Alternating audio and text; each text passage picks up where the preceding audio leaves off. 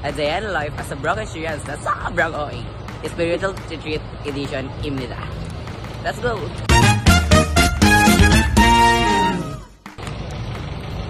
Kung mga yaya nasa likod.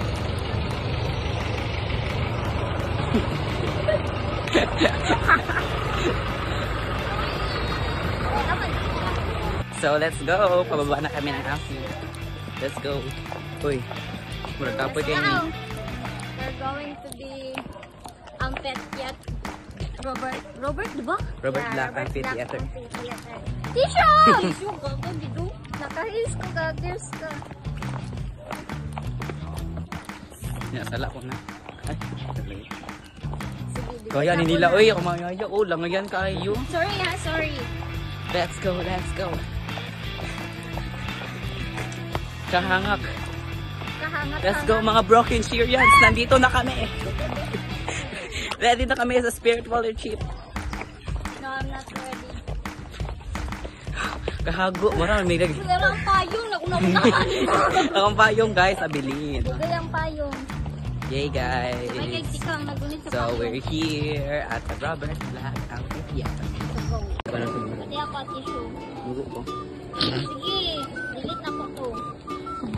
Okay lang. Wala po mo. Division mo! That's pressure! Walang pressure!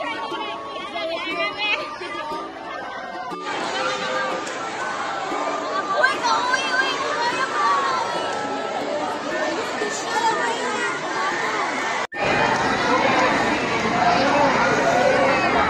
Go, Tisho!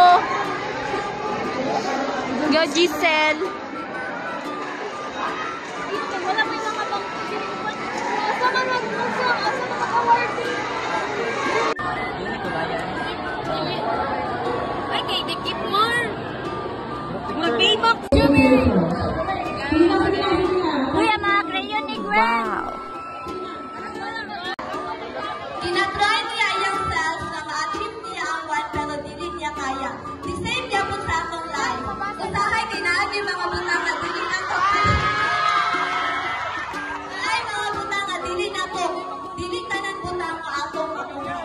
In God's will yun, kung dili siya para sa kung dili siya para sa ako, dili yun.